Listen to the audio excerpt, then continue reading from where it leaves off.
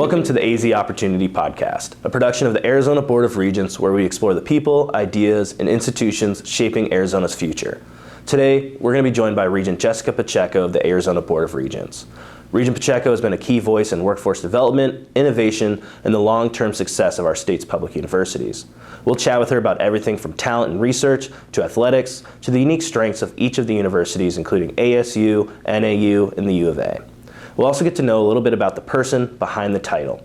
So stay tuned and enjoy this conversation with Regent Jessica Pacheco. So we have Regent Jessica Pacheco. Thank you so much for joining the AZ Opportunity Podcast. It's a real treat to be able to have you here today. No, thank you for having me. I'm excited for our conversation.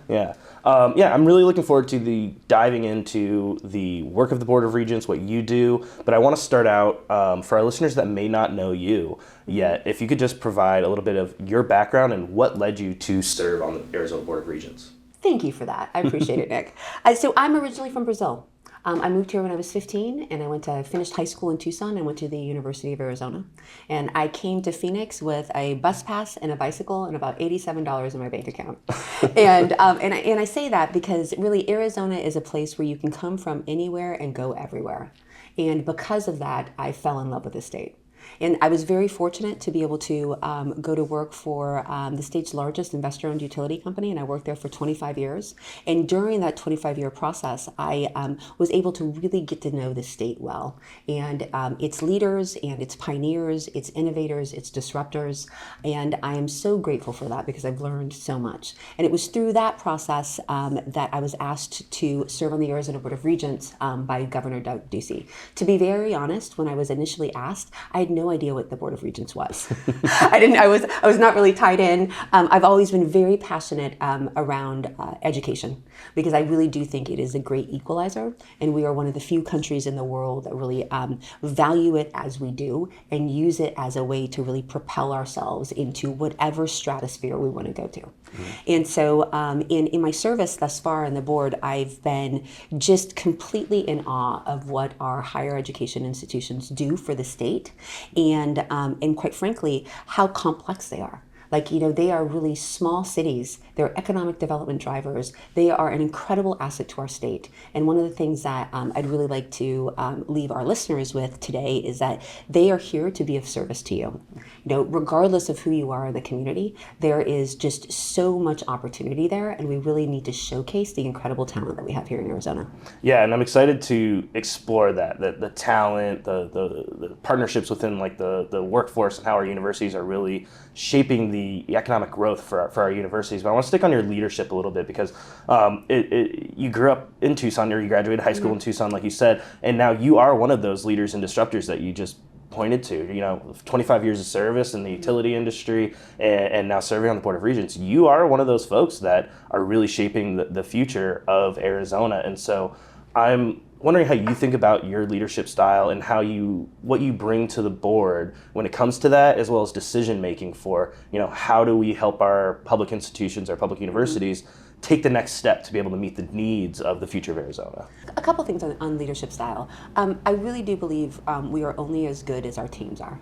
I love leading teams. I love being a part of teams, and I really get a lot of energy and I get a lot of creative thinking from being around people that think differently than I do. That can be challenging sometimes, but it can also really expand your thinking, and I think it's important. So when we go, sort of catapulting that concept into the Board of Regents, I think we have a really diverse and very expert group of people that come at problems and that come at ideas from different perspectives. And because of that, not only do we have a competition of ideas, but we end up, I think, in a really good place for the state. Mm-hmm. And that includes the presidents of our three state public universities. We all have very distinct and different backgrounds, and that collective diversity really allows us to look at the decisions that we need to make for Arizona in a very comprehensive and holistic way. Yeah, because the role of governance and oversight is the main thing when it comes to the public universities. How would you describe? You touched on it a little bit, but I would love to expand on that more. Just what that responsibility feels like. It's heavy.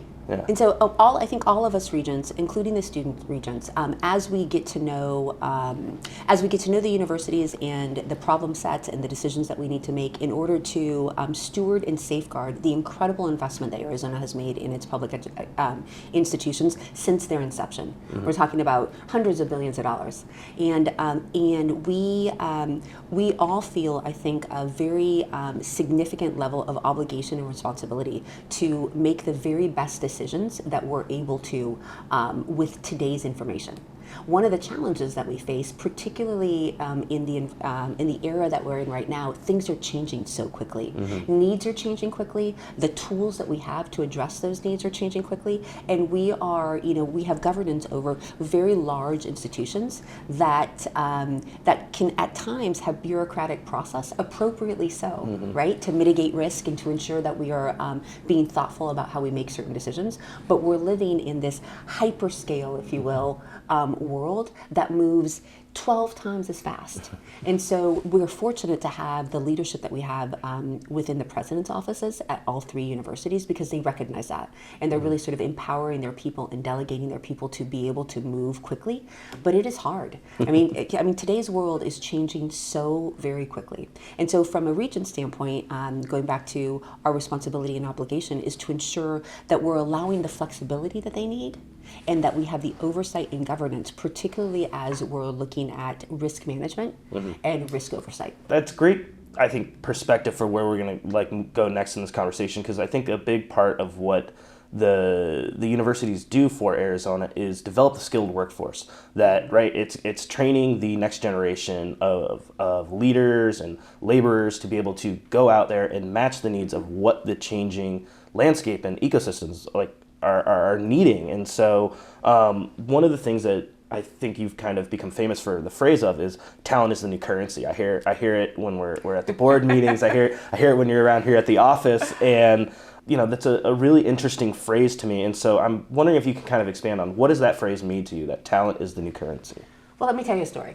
Let me give you some context for how all of that is created. So I was walking this summer through one of the capitals in Europe. I was on vacation with my kids, and I was listening to a podcast. And it was talking about AI and disruption and what that means. Mm-hmm. And so a couple of sort of salient points really stuck with me to sort of create the context around talking about talent and the importance, the incredible importance it is to nurture, retain, and attract talent here in Arizona. And so not that long ago, humanity thought the world was flat.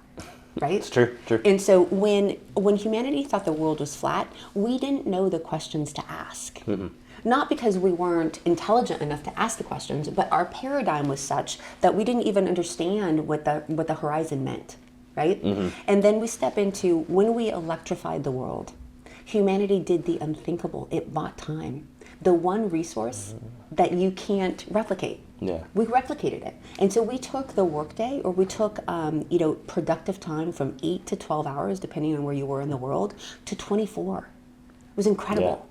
Right? And it unleashed this basically generations of innovation that have completely changed the way humanity interacts with itself, mm-hmm. right? The way our economies function, the medical marvels that have been created because of it. And so today we are at the same kind of sort of disruptive precedence with AI. And so what's happening is AI is democratizing information, right? And education. Yeah. Right? Everybody now potentially has access to it, assuming that they want to take advantage of it. And so it is what it's doing, it is unleashing human capacity. So maybe rote memorization isn't quite as necessary as it used to be, mm-hmm. right? Because we just have access to all of these new tools. And so we are designing a completely new paradigm for humanity. We don't know what it looks like yet. But I am firmly convinced that the way it's designed, it's through human capital, human talent, yeah. right? And so we want the best and the brightest and the most creative and innovative to be here in Arizona, not only because it's an amazing place to live, work, and play, right? It's a beautiful state. You can be outside any time of the year, even in the summer. And it's just a wonderful place to be. It's also a place that you don't have to be fancy in order to make your mark. Yeah. It is not a closed society where it's, where it's been so entrenched with, a handful of families or a handful of businesses that they just run everything. Yeah. Arizona is still very much, you can very much show up, work hard, and do amazing things. Yeah. Right? And so we want the talent, not only in the country, but really globally, to know that this is where you want to go to school. This is where you want to come up and start your business. This is where you want to, anchor and raise your family. This is literally, in my opinion, the best state in the union to live, work, and play, right? And I want to make sure that we are creating infrastructure that's really attractive to people, so they see what we see, right? So they get to experience the Arizona that you and I get to live in every day. How can our universities continue to get that message out in an effective way to the next generation of students that, when I grew up here, it was still farmland out here. So it was still very new and wanting to do that. But now we're seeing more generations that have actually grown up here with parents that grew up here. How can we better keep them here and have them understand the opportunity that Arizona has for them? I think our universities are doing that, and we're getting better and better at it every year. Right, and one of the things that I admire about how our three public universities, NAU, ASU, and the U of A, really go about doing this, it's really understanding their target audience and the best voices that work for that audience. Right, and so it is using micro influencers and micro targeting, especially from a digital standpoint. When we're looking at the 15 to 16-year-olds to the 25-year-olds, that's really the best way to communicate with that cohort, and ensuring that we're not talking at anyone, we're having a conversation with, and we're and again, I want to really emphasize that with the right voices. Right, you and I might not be the right voice, but a fellow student or an athlete at one of our D1 universities, right? Or a professor. Those might be more salient voices in order to get people's attention. And and as we're looking across the country, I would propose that students that really are interested in being around talent, being part of the talent cohort, and really being exposed to incredible opportunities should be looking at our state to go to school. It is a mecca of opportunity, right? And I appreciate how diligent our respective universities teams have been in identifying different geographies that have that talent that may want to come here to Arizona, and making sure that they know about the incredible opportunities that exist here. Yeah, and that's that innovation economy, right? It's the opportunity to do great things and explore unconventional ideas, and have impact. Right. And so it's one of the things that I think is really important for us to note is that, particularly that the next generation, it's really important for those folks to have impact. They want to make the world a better place. They want to leave their mark. They want to be able to, solve some of the world's most complicated and, coercive problems, right? And teaming up with the incredible expertise that we have at all three of our universities, and living here in Arizona and being exposed to talent that's both within within our universities and outside of our universities, you can do that here. We have elected leadership that's really open to understanding and being part of the solution, right? We have an incredible business community that really approaches it the same way. And we have, again, our universities from both a research standpoint, right, and a talent standpoint that stand ready and willing and able to help. And so I think that we have all of the ingredients really to be the exact right place for those young people that want to come here, earn a degree, be a part of the talent and innovative and creative sort of movement that's going to make the world better tomorrow. I want to stick on that a little bit, because one of the things you recently did for the board and co-hosted with Regent Brewster was a roundtable discussion with energy leaders when we're talking about solving some of the state's greatest problems that are of interest to the business community, of interest to legislators, of interest to the general community that live out here. And so can you give a little bit of background on what that energy discussion looked like and what some of the highlights were from that? It is so easy to be able to identify the problem, right? And to look at it and to sort of polish it up and to walk around it and admire it Yeah. and talk a lot about it. Like, we know what the problem is, Yeah. right? What I love about the ABOR team is that they want to get into solution set. And what I mean by that is that they're not claiming to have all the solutions, but they can convene experts that might have the solution or elements of the solution, particularly when we're talking about big, dynamic, complex problems like energy, right? We need more energy. By the way, energy infrastructure takes a long time to build. Yeah. It's complicated, it's big, it needs to be sited and permitted. Everybody wants the electron, nobody really wants to look at the infrastructure. I mean, there are lots of different elements around that, right?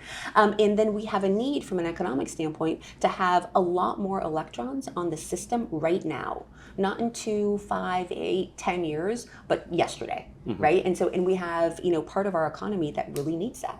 And so what can we do to facilitate a conversation that brings forth really the countries and the region's foremost experts in having this conversation, in having what I would term an intimate, real roundtable on the realities of resolving these issues. And it was a great conversation, right? It was and it was from a really broad range of perspectives along the spectrum, from the end user to the actual generator and everything in between, including financial institutions that are funding this infrastructure and how they're looking at it, and really kind of getting down to brass tacks about what's needed to get into the next step to start resolving these issues. You've touched on it earlier too, is when we're talking about energy and solutions building, it's artificial intelligence is going to be a big role in all that, and each of the three universities, ASU, NAU, and U of A, have embraced the future that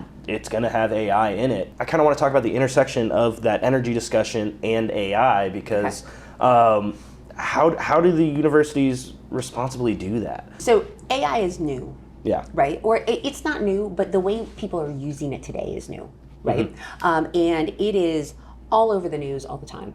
And we have myth and fact about what AI is and what AI isn't. And one of the things I'd like to dispel are some myths around how AI is going to take over and we're not going to have jobs anymore and it's going to be awful for the American economy.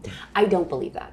I actually think AI is going to be an incredible tool for us that allows us, as I mentioned earlier, to unleash human capacity.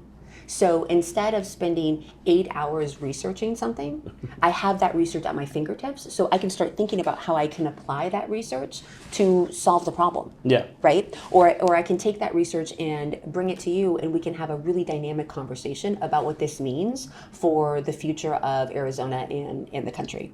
And so what AI, data centers or data factories, however you want to term it, house a lot of the computing capability that we need in order to be prolific users of AI, and in order to make it a really honed tool for us. The same thing applies to quantum computing. The same thing applies to some of our really large advanced manufacturing footprints here in Arizona, TSMC being one of them, right? Yeah. And so we need infrastructure in order to support that, right? And so we need the infrastructure in order to support AI as a concept, AI as a tool. And then we also need to apply AI when we're thinking about how we're building out this infrastructure in order to maximize and create the most efficiency possible, right? And what it can do, if deployed appropriately, is it can help our friends in the energy business do their jobs faster. Right? And so maybe an analysis or an environmental study or another sort of piece of the permitting process can actually be expedited, right? Because instead of taking 3 weeks to do the research, it might take a half a day, right? And that's a good thing. Yeah. Right? And obviously there need to be checks and balances, and we're still at the inception of using these tools in that way. But I am really hopeful that we'll be able to expedite some of the more laborious tasks associated with thinking through the best way to develop that infrastructure here in Arizona using these cutting edge tools. I think that's all really important stuff, because one of the things that also stuck out to me from that conversation was just how much data our healthcare networks are utilizing, and the needs from them from a data center standpoint. Just how much energy that comes into all the things that they want. Everybody wants the best possible healthcare in the world, but and access not to knowing all those of your things. records. Yeah. Right? And then having your doctor have access to a bunch of aggregated information, so then you can best assess what your certain circumstances, right? And the same goes to with financial institutions. Yeah. Same kind of thing, right? And to sort of like, I would say, all of the major like institutions that support our lives administratively and from a wellness standpoint and from an education standpoint all rely on this infrastructure. And quite frankly, I want it here in our country. I don't necessarily want it housed abroad. Yeah. Right? I don't think that that serves us long term. Definitely. And so what I would love to be able to partner, or we would love to be able to partner from a higher education standpoint with industry, right? And engage more actively with local elected leadership, right? To ensure that Main Street, or to ensure our citizens have good information. Because there's a lot of challenge on they use too many resources, right? They're not contributing to the community, et cetera. And I would propose that that's just not the case. Was that the case? Yes. Is it the case today? No. And so I think you have an industry that is heeding the call of the communities in which they want to be in which they are currently in, right? Both to be better stewards of natural resources. And they absolutely have just the incredible amount of development and sophistication that goes into thinking through about dry cooled versus wet cooled, and et cetera. Land use. That is, I mean, it's just been, the evolution has just been tremendous. And also the participation in our local communities, right? The sort of the community benefits portion of this has really become much more sophisticated and much more, I would say, connected into the communities in which they have footprints. Right. And so I think that our local leadership would say, yes, they're talking to us, they understand our needs, and they're helping us achieve those. I know I'm kind of going back and forth between energy and AI here, but I think they're so intertwined. But hitting on something that you were also just saying about using artificial intelligence to expedite the processes that can help make things better for Arizona. One thing that stuck out with me as you were saying that was the recent Regents grant that was passed last year in partnership with the Department of Emergency Management for Arizona, where our universities are using AI technology to map out potentials for natural disasters here in Arizona, and what do we need to do when it comes to response. So thinking back to the fires that were taking place out near Oracle, or the crazy flooding that can happen, or fires up north or around there, how can our emergency management systems be prepared or be proactive when it comes to managing this stuff? And so that really stood out to me as one. It's like, oh, here's where, yes, we know that AI is continuing to evolve, but if we can start moving this ball forward now, we can potentially save lives and communities. And there's some great examples around that. So the emergency management group here in Arizona is a state agency that coordinates all of the first responders that would sort of engage in protecting Arizona citizens from a natural disaster. And so it's really an incredible group of people. And they partner with industry as well as federal agencies to ensure that Arizona stays safe. Now, a great example of AI, there's a company that our Arizona utilities are sort of partnering with. It's called Pano, and it is early fire detection using AI. Right, and so in essence, you put the Pano technology on on utility infrastructure throughout the state, the poles, the transmission lines, et cetera, and it has an algorithm that will detect fires early and notify emergency management. Right? And so they can deploy way before it becomes an issue. And so literally, I think you have a 2-minute window when a forest fire starts in order to get ready and deploy. And it allows you to do that within that 2-minute window. Wow. So typically you lose a 2-minute window and it's 10 minutes down the road and it's already gone, right? Because it moves so quickly. And so, and again, using AI as a tool and making sure that both industry and government has access to that information in order to keep us safe. Right, in order to keep us physically safe, and also to keep our data safe. Right, we again, I can't say this enough. I really believe that we need to house all of that information here. I believe it's a national security issue. Yeah. And we want, we want American information here on American soil. I want to extrapolate on something that you just positioned there. How can our industry and government use the universities as a tool? And I think a big thing that you've brought in your time on the board is positioning the university for partnerships, letting them know we are open for business, whether it be with the industries through these roundtables or Future of Arizona discussions, or with the government agencies. Like, hey, let's discover, is there a Regents grant opportunity for this, where the universities do research on a short-term basis with a state agency. And so can you talk a little bit about that, like that perspective from relationship building? Yeah, so I think it's critically important for the future of Arizona, because I think we forget how much research capacity and information each one of our universities has in basically every subject you can possibly imagine, right? I mean, we are leaders when it comes to water research, when it comes to mining, when it comes to agribusiness, when it comes to advanced manufacturing, global leaders in this. In the information that we have and the information that we can provide both government and the private sector is incredible in helping them resolve issues, and also helping them sort of catapult or galvanize their current businesses into wherever they want to take it, right? Into wild success, if you will. Yeah. All you need to do is ask, right? And it's one of those things where I hope to be able to, with you all's help and in our convenings, is really ensure that the business community recognizes what we can provide them from a data standpoint, from a research standpoint, from an analysis standpoint, right? And they don't necessarily need to have those skills in-house. Right? We can be a team of teams. Yeah. They can accordion and use us to be able to provide that sort of really technical analysis, so to enhance their decision making. Yeah. And the same thing applies to our government, and so to the legislature, and to the governor's office, and to the state agencies. What are their pain points? Yeah. Right? Bring us your pain points, and let our best and brightest kind of think through a menu of potential solutions that you could then explore. The governor just launched a new initiative, the Arizona Capacity and Efficiency Initiative, right? And it's really looking to bring to bear technology and efficiency and streamlining to make government better here in Arizona, right? The universities can play an incredible role in helping her team in that new initiative to really use technology, potentially use AI in an appropriate way in order to achieve those objectives, right? And so it behooves us to reach out and say, hey, we stand ready to help.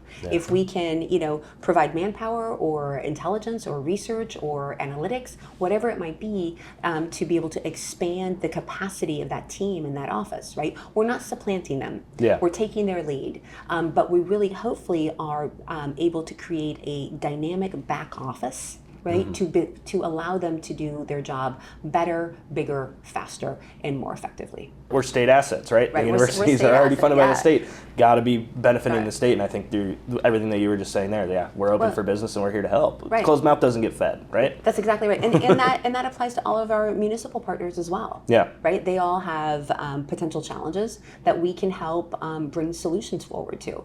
Especially on, how, as we're thinking through, like, how can we apply sort of this new tool, AI, to create efficiency and, quite frankly, to save money, right? And you can do it in really creative ways. And we have the best and the brightest, both in Tucson, in Tempe, and up in Flagstaff, and all of the satellite campuses that can help you do that. Yeah. And we want to help. So reach out. Go on our website, send us an email, say, hey, I have some problems that I need some help thinking through. Right? Yeah. And that applies to the Arizona Small Business Association, and the Arizona Chamber of Commerce, and Greater Phoenix Leadership, and GPEC, and the ACA.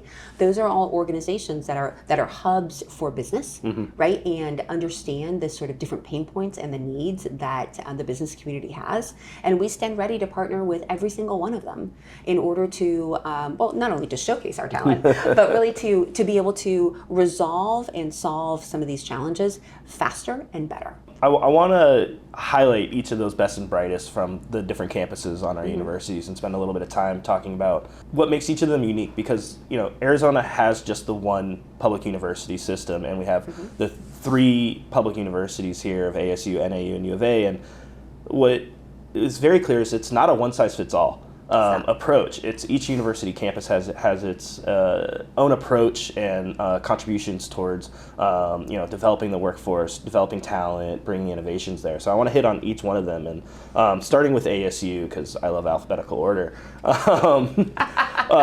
We just had the board meeting back in February at the Tempe campus where President Crow gave his State of the University address, and he really talked a lot about where ASU's at and how it's grown over his time and leadership, and where the innovation and scaling. They've been number one in innovation now for I think it's 11 years. It's the favorite stat of them. But I want to get from your perspective and from the board's perspective. Were there any messages or updates from President Crow's address that really stuck with you, or that you feel are most important for Arizonans to know? Well, first and foremost, we have a gem in ASU. ASU is the largest public university in the country. Yeah. Right? It has over $1 billion of research happening on its campuses every year. $1 billion of just research. Right? And that is, and let's not forget that Silicon Valley became Silicon Valley because of research. Because at the time, the Department of Defense was teaming up with scientists and doing a bunch of research, and that just happened to be the geography that they did it in. And from that research spun out, basically, the tapestry that created the world in which we live today. When you think about it, right? It's incredible what happened there, and it started with research, and so we have that same sort of research capacity here in Arizona, and ASU is a big part of it, right? And so when I think about ASU and what Dr. Crow has been able to build since he came here 22 years ago, or 23 years ago now, right? A while ago, it is really incredible. So he took a middle of the road public university that was known for great weather and great parties, right? And transformed it into the country's largest public university with $1 billion of research happening every year, a medical school that they're currently building, right? The dominance when it comes to advanced manufacturing, right? And the creation of a community where we bring young people from around the world to learn together, to grow together, to get to know each other, and to create that sort of incredible network. And I'm touching on a fraction of the things that we have going on at ASU. Yeah. And so when I hear Dr. Crow giving the State of the University and walking through all of the incredible programming they have, right?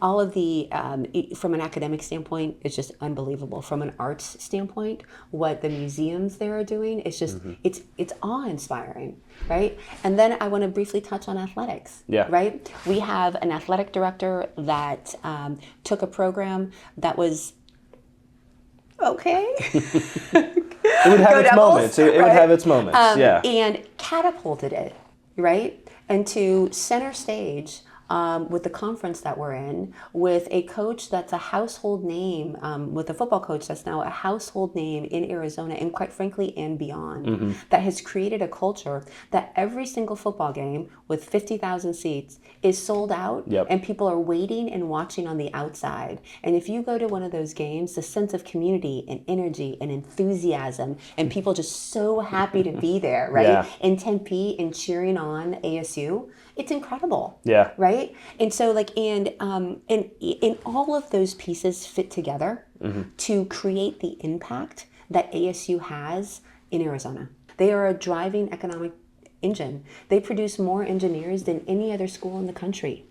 Right? That's currency. Right? That's currency. That's exactly right. It's currency. And we want every single one of those engineers to have an opportunity to have a job here in Arizona. And with TSMC and the affiliates that are around TSMC and the Intel expansion and its affiliates as well, and what we have happening from an energy standpoint, we need all of that talent here because that's really what's going to be driving our economy forward. As a Sun Devil, I'm amazed every time I go down to that campus just like how much has changed just in the short amount of time since I graduated there, and just very appreciative of all the opportunity that they do provide for the state of Arizona. But one thing you mentioned was research, and so I sticking on that is as we talk about the other universities is a distinction that NAU earned this last year is R1 research status, and I think sometimes that can often be overlooked for the Flagstaff campus and for what is being accomplished up there. And so with this significant milestone, can you talk about that achievement from the board perspective and what that means for you and what that means for Arizona too? Absolutely. And NAU is such a special place. It is beautiful and tranquil. It has a level of serenity that maybe you don't find if you have a campus in a thriving metropolis. Yeah. Right? It's a much different environment. Different environment, different vibe, really special. Yeah. And I think the students that choose to go to school there really sort of resonate with that sort of the nature, this sort of connection to the environment that we have. It's Dr. Cruz Rivera has also just done incredible things for that campus in the 5 years that he's been with us. Really transformed the culture and I think how NAU even views itself, right? And its very important role that it plays in higher ed here in Arizona. Yeah. Obviously, the R1 University, meaning that it's a designation of research, right? Yeah. R1 University status is hugely important, and we're really proud of what they've been able to achieve. But there are a couple things that I want to make sure that I point out about NAU that not everybody knows. Some of the research that we're doing with our native peoples, our indigenous peoples here, are transformative and lead the country. Right, in really being able to understand how we best support that part of our population, and really need to be lauded in every corner, if you will. It's really incredible. The other thing too that not a lot of people know is that NAU has a top physical therapy school. Right, it's what they're doing from a health standpoint in the physical therapy space is really impressive. Yeah. Right, and then when we sort of look at Arizona's economic makeup and the importance that tourism plays to our economy, right? They have the top hospitality school in the country. Right, and again, when we look at sort of the economy as a whole and the range of jobs that are needed, right, in the different sort of economic drivers that Arizona has, NAU plays a huge role in ensuring that we have the talent, that we have the workforce in order to be able to fill those jobs. People come from across the country to go to school there, right? And we have, we not only have traditional tourism, but we also have medical tourism, right? And they are filling roles in both of those that are really important and have been, I think, diligent in making key partnerships with trade associations and organizations that support those industries, and really have done an incredible job of being a good partner for economic growth here in Arizona. So we've touched on ASU and NAU and particularly the impact that their presidents have had on reshaping the campuses and their vision and really driving them forward. Our newest president at the U of A, President Garamella, he's coming up on his 2-year anniversary as we're having this conversation now. But one of his big things was helping U of A kind of navigate the financial situation it was in, and also bringing a strategic plan to really make sure that the U of A is positioned for success in its next iteration. And so you were involved within the search of that. And so I want to just get your perspective of how do you think that the university has done since Garamella has come in, and what excites you most about where he's taking the university going forward? So I can't say enough incredible things about Dr. Garamella and his team. Thrust into what I would term a very difficult circumstance, with a spotlight on it. So it's not like you just have a difficult problem you're trying to resolve, but everybody's looking at you with their with their flashlight on you. He with sobriety and with thoughtful implementation and focus, really has really come in and in very short order resolve the issue, right? Through a strategic plan that's being well implemented, right? And that's really focusing on what's most important for the students at the U of A, for the U of A as an entity, and for Tucson and the state.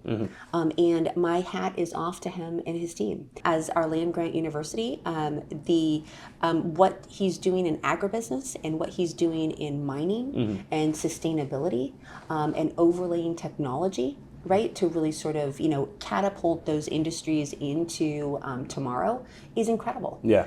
What they're doing in water and in space, in fusion. I mean, it's just, they've been able to take, the university and really position it to be propelled to the next level. Yeah. In addition to having a basketball team that just won the conference championship, right? Yep. A basketball coach that was just voted the best coach in the conference, Yep. right? Big 12 Coach of the Year. And I bring that up because coaches don't just win games, they create culture. Yeah. Right? And through that culture, they anchor the fans and they anchor the players, right? To come back and support the university and the community. Yeah. Right? And he, much like one of his predecessors, Lou Olson, is completely dedicated to the university and the community. Yeah. And you can sense it. You Yeah. can tell. And the students on campus sense it and can tell. And it's just incredible. And so all of this has really happened under Dr. Garamilla's leadership. Yeah. Right? And walking into a circumstance that was rather bleak, right? Where everybody had an opinion. Right? And Yeah. he has been, again, thoughtful and very strategic in how he's gone about resolving it. Yeah. And has brought in some incredible talent from other places that I think are really happy to call Tucson home now. You have mentioned, though, the importance of athletics. And I'm a big sports head. Are you? I'm a proud Sun Devil. I love all my children equally now, and will. Do you though? I do own a U of A Wildcats shirt. I need to get some more Lumberjacks gear, but Okay. I do really love, and when I lived in New York in particular, I pounded my chest when the universities out here would succeed. Like the fact that NAU's cross-country team is Number second one to in the none. country. Yeah, Like incredible. nobody, we have Olympians that come to our state to be able to train in the same conditions that the Lumberjacks continue to win. They just won both men and women in track and field there. Like you mentioned with U of A, basketball, baseball made the run to the College World Series last year. Football was, they beat ASU for the second time in a row up here at Tempe, and Kenny here being able to get ASU the Big 12 championship in the first year in the conference. It's just spectacular. You mentioned how that builds community, and I think we've seen that rapidly in the last 2 years of how big athletics is and how important it is to this community. Can you touch a little bit more on just what that means to you in the relationships as you're building them? There's so much that divides us today, right? Whether it's politics or religion or where we live, it's just there's just this plethora of issues that make us separate, right? And what we found is that when we're looking at athletics, and when you and I are cheering on the same team, we're immediately a part of the same community, right? Yeah. And so the things that traditionally divide us don't seem to matter all that much. Right, especially during the game, during the tailgate, after the game when we're celebrating the victory. Yeah. Right, and what I'm so grateful for all three of our universities is using the tool that athletics is in order to create greater community amongst us. Yeah. Right, a lot of us are transplants. Right, a lot of us come from other places, and it immediately gives us common ground and the ability to be able to commune with one another. So I go down to Tucson and I walk through the tailgates, or I'm at in Tempe walking through the tailgates, or I'm up at a match up at NAU. Everybody's talking to one another, right? Everybody's cheering on the athletes. Yeah. We're like, you can wander into any tent or any conversation and immediately jump in and be like, I'm so excited to be here. Did you just see what happened? Yeah. It's amazing, right? And you're immediately welcomed. Yeah. And again, I think all three of our schools are doing an exceptional job of capitalizing on that in order to not only anchor themselves in the community, but to make sure that all of our citizens know that they're welcome on campus, right? Yeah. And that we want them there, and that and that we do have things that we do have commonality. Yeah. Not everything is something that drives us apart. This, we do have things that can bring us together. Yeah. Right? And so, I would encourage our listeners, if they haven't been to a game, go to a game. Yeah. And it can be hockey, it can be baseball, it can be volleyball. I mean, women's volleyball right now is amazing. Oh, yeah. These young women are just so talented, Yeah. right? And just being able to witness the athletic prowess, right? Yeah. And then the academic prowess as well. Yeah. These student athletes our students also, right? We have the highest GPA of the ASU football team and the UAA basketball team that we've ever had. Yeah. And again, that's culture and dedication, both from our presidents and from our coaches, Yeah. right? And the collaboration that exists between those two offices Yeah. to ensure that our students athletes are getting the absolute best experience they possibly can, and that the fan experience is also excellent. Yeah. Right? And so, you can feel it when you're down there. I mean, we've been down in the games together. Yeah. You can feel it. It's awesome. The buzz of Phoenix Muni for an ASU baseball game on a Friday night. It's something that reminds me of being a kid and watching, and the weather's those days. perfect. Yeah. Right? It's Can't just beat so that much either. fun to go out there, right? Yeah. And you get to have a hot dog. Yeah. Well, and I'd be remiss if I didn't bring up Molly Miller's success over at ASU this year coming in, especially as Phoenix and Glendale are going to be hosting the Women's Final Four this year. And another discussion that happened at the last board meeting was kind of the way athletics can serve as a front door for the universities. You know, we've talked about tourism and these major events coming into town, and, you know, it would be great to be able to see our Lady Sun Devils competing at State Farm there, and we're pulling for them. But can you talk a little bit about that front door aspect when it comes to economic growth and putting the attention on the universities too? And so it's getting people's attention. Yeah. Right now, for whatever reason, sports is front and center in our country. It always has been. Yeah. Right. It's always been a national pastime, if you will. But right now, it gets people's attention, particularly when there's so much negativity out there. Right. You know, you watch the news. It's heavy. Right? Yeah. But athletics, gives us something to cheer about. Yeah. Gives us something to have joy around, right? And again, as I mentioned earlier, create community around. And so, we are using the incredible talent we have, both from a coaching standpoint and then also from an athlete standpoint, to be able to showcase, all of the other aspects of our university. You can, so let me get your attention. Now that I have your attention, I want to show you the incredible array of things that you can study and be exposed to and learn from. Yeah. Right. And honestly, it's working really well. And then it's also something that anchors our alumni. Yeah. We went to school together 10, 15, for me a lot longer, years ago. And let's meet back on campus and go to the game and walk around and be nostalgic. Yeah. Right. And continue to support our universities, right? Continue to support all our alma maters. Yeah. And it really gives us that additional touch point, for our alumni to come back, to enjoy themselves, and to really sort of celebrate where they came from. You mentioned the university athletes being able to help, bring attention to other aspects of the universities. One of my favorite things that the athletic departments have done is working with the College Ready AZ team on the FAFSA awareness PSAs that they've done that are on social. So if you're not following, follow College Ready AZ, which is the hub for all things applying to the universities. But seeing Koa Pete or Trey Spivey or Cole Carlone being able to talk about, hey, here's how you can get financial aid to go to college while wearing their full uniforms, I think is just really cool, and it's fun to see them do that. So let me give you guys a shout out. Yeah. Incredible idea from the A-Board team.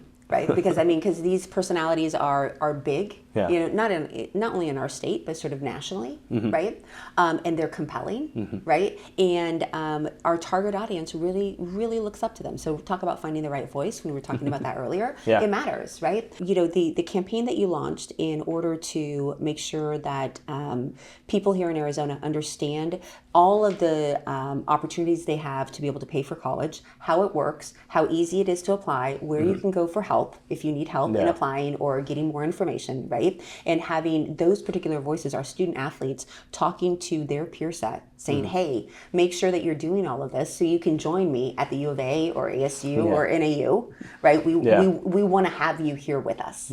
I think was really compelling. And I believe it's been the best or most successful campaign that you guys have launched around FAFSA. Well, you've mentioned it. It's the power of their names and seeing those folks on there. And a big part of what college athletics is now is, the dirty three-letter word, NIL. Is it a dirty three-letter word? I don't know. I think for some folks it is. Name, image, likeness. Name, image, and likeness. Yeah. But it is something that's changed the landscape of it from the time that when we were on campus, that when university athletes couldn't, go down to a car dealership and advertise there, or couldn't attach their name to a product or service within the community and stuff. But that's now changed, and students are able to get out there and benefit off what the success that they've had on the field or on the court. to be able to make those kind of business opportunities. And so I'm curious from the board perspective, how are you guys approaching NIL and thinking about it from a system-wide perspective? I think each university is approaching it in their own unique way, but how do you think about this changing landscape of college athletics? It did change college athletics rather dramatically. Yeah. And I do believe that our athletes should be availed the opportunity to take advantage of their own talent, right? To be able to capitalize on their own talent and their own hard work. I'm a big proponent of that. One of the things, though, that I want to make sure that we are doing from an infrastructure standpoint is providing all of our athletes really good information on what this means, both from a financial standpoint, from a tax standpoint, right? Not everybody that receives NIL monies are going to go on and become professional athletes. And so our athletic departments are diligently trying to surround our student athletes with really good information, helping their parents have good information. If they have an agent, making sure that the agent is a part of that conversation so everybody has the same set of facts on how to navigate this. It is still very much information, right? And so I would expect additional changes, even though we had some federal legislation that passed in giving monies to athletic departments from TV rights. Right, but I would imagine that it's going to continue to evolve, and we are not in its final stage yet. And so we'll see what happens from a board standpoint. Right, we want to make sure that the student athlete is protected and taken care of, and has good information, and their families have good information. Right, we want to also make sure that nobody is inappropriately taken advantage of.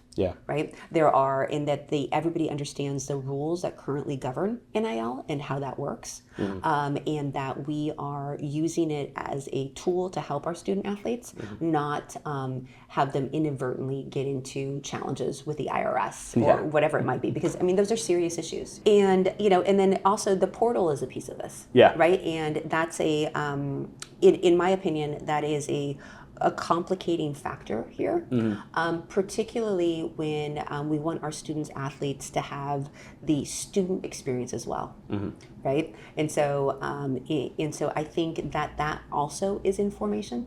And how that works is information. I know that the coaches at all three of our universities are diligently explaining to their teams and to our student athletes, how all this works, repercussions around changing schools too frequently, or maybe not changing enough because or not being willing to change because of playing time or whatever it might be. And I'm hopeful that the professionals that we have around our student athletes are able to deliver messages that help them make good decisions. One of the things that I would like to have a call to action on is that Arizona businesses, because NIL does exist and these are compelling voices, that they're using our student athletes for their advertising. Right, that helps keep that talent here. But if we have sort of an anemic sort of participation from the business community, that propels some of our more talented athletes to go elsewhere. Right, and so if anybody in the business community doesn't really understand how it works and would like a crash course, you can reach out to ABOR, you can reach out to any of the athletic departments, and I know that they're happy to walk you through it so you understand how it works, so you can make hopefully some of your advertising decisions with our student athletes in mind. I think that's a good transition as we kind of work towards the end of this conversation, because you've been very generous, like talking about all these different topics and giving your time here. And so, I want to zoom out a little bit and is there one you just gave a call to action there when it comes to athletics, but is there one message that you really want to make sure that our legislative leaders, our business leaders, our philanthropic charitable givers that are out there that are listening to this, one thing that you just want them to walk away with when it comes from this conversation about the universities? So, public universities in Arizona, higher education in Arizona, the University of Arizona, the ASU, Arizona State University, and NAU, Northern Arizona University, are your partners. And there are lots of different ways that our universities can partner with you, right? Research, analytics, analysis, technology, right? Entertainment, And obviously, housing or offering your employees potentially continuing education. Right? I mean, there are just so many layers of that. And I would ask that our elected leaders and our business leaders and our philanthropic leaders keep that top of mind as they're sort of planning out their next year. Is there a role for one of our public universities to be helpful in what you want to achieve? And I mean, we stand ready to be of service. That's why we're here. Yeah. We're here to serve the state. We're here to serve the state's students, right? And really showcase Arizona for the incredible gem that it is. And I'll go back to, talent being the new currency. This is one of the anchors that we have in order to, create, nurture, retain, and attract talent. It really is. And so but we can't do it alone, and we need to do it in tandem with elected leadership, with the business community, and with our philanthropic community. If we all team up and work together, it will create incredible benefits for the state. And we stand ready to be of service and play our part. Well, I think that's a great punctuating point on this conversation. Thank you, Regent Pacheco. Again, Thank you so much. Been great. Always a pleasure. Yeah. Thanks again to Regent Jessica Pacheco for joining us and sharing her insights on the future of Arizona's public universities, workforce, and innovation economy. And thanks again to all of you for listening to the AZ Opportunity Podcast. Be sure to follow along for future conversations with leaders that are helping shape Arizona's next chapter by liking and subscribing to the AZ Opportunity Podcast in your favorite podcatcher. You can also follow along on social media by following us at the handle @AZRegents. Until next time, thanks for listening.